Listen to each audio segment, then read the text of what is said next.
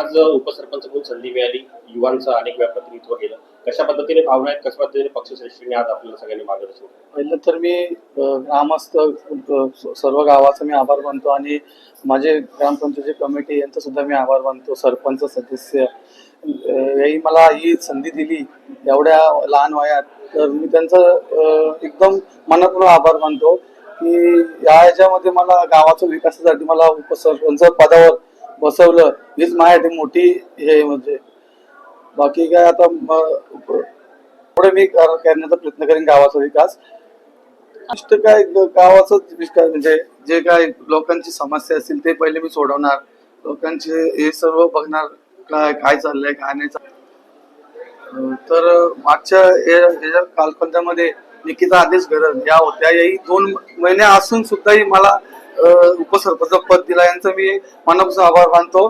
आणि जिथे सरपंच हेही पण मला जाम हे केलं, तसेच अतुल गरज, तसेच आपले अक्षय गरज, नितीन म्हात्रे, तसेच आमचे प्रीतमदादा म्हात्रे हे सुद्धा वेळात वेळ काढून आले माझ्यासाठी. हेच मोठी माझ्यासाठी. गोल ग्रामपंचायतीची अनेक वर्षांची परंपरा, अनेक युवकांना संधी देऊन उपसरपंचाची आज नियुक्ती करण्यात आलेली आहे. कशा पद्धतीने हा प्रभाव आहे, कशा पद्धतीने आपल्या पक्षाची गती चालू आहे? सर्वप्रथम मी कोण ग्रामपंचायतीला धन्यवाद देतो, कारण सरपंच, सर्व सदस्य आणि उपसरपंच यांनी जो पायंडा पाडलेला आहे त्याची आणखीन एक ज्वलंत उदाहरण म्हणजे आज आपले तरुण सहकारी साहिल हे उपसरपंचपदी आज विराजमान होत आहेत.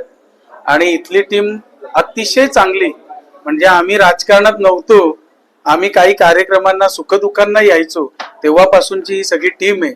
आणि ही टीम आज आपल्याला चांगल्या उच्च पदावर बसून हे कार्यरत होताना दिसत आहेत. खरोखर मनस्वी आनंद आहे की एक तरुण सहकारी आज उपसरपंचपदी बसणं आणि तो गावाच्या विकासासाठी पुढे धावणं ही फार मोठी गोष्ट आहे.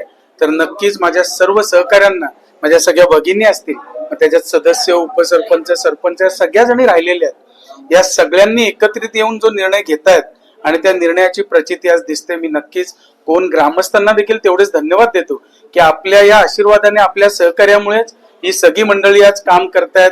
कामासाठी होतकरू असणारी ही सगळी मंडळी आहेत. म्हणजे कुठली गल्ली असेल, आपल्या गणेश घाट असेल तरी नाही दादा इथे असं केलं पाहिजे, तसं केलं पाहिजे, हे सुचवणारी मंडळी आहेत. त्याच्यामुळे मला वाटतं साहिल, पुढच्या काळात तू खूप चांगलं काम कर. काही तुला असेल तर आता जिल्हा परिषद, पंचायत समिती सगळ्या गोष्टी आपल्याकडे आहेत, तर त्याचा चांगला फायदा घेऊन ग्रामपंचायतीत आपल्या हद्दीत कसा विकास होईल याकडे जास्त लक्ष केंद्रित करा. कारण ही सगळी मंडळी घरातून मन तृप्त असणारी मंडळी आहेत. हे फार मोठं वाक्य बोलणं गरजेचं आहे. त्याच्यामुळे यांना फक्त समाजसेवा, गावाचा विकास, आपल्या भागाचा विकास हाच त्यांचा ध्यास. मग बंटी सगळी मंडळी, जिथे सरपंच या सगळ्या महिला भगिनी असतील, ही सगळी मंडळी एकत्र येऊन काम करतात. त्याच्यामुळे मला वाटतं आता विरोधाला असा कुठला काही राहिला नाहीये. परंतु तरी सुद्धा जर काही एखाद्या विरोधाकडनं काही काम होणार किंवा न आपल्याला कधी आयडिया नसणारं काम असेल तर ते सुद्धा काम आपण करून त्यांना देखील आपल्या या कामाच्या विकासात कसं घेऊ शकतो, विकासाच्या ह्याच्यात कसं पारड्यात घेऊ शकतो, हे देखील आपण बघा. पुन्हा एकदा मनापासून साहिल, तुला मनापासून धन्यवाद देतो. धन्यवाद.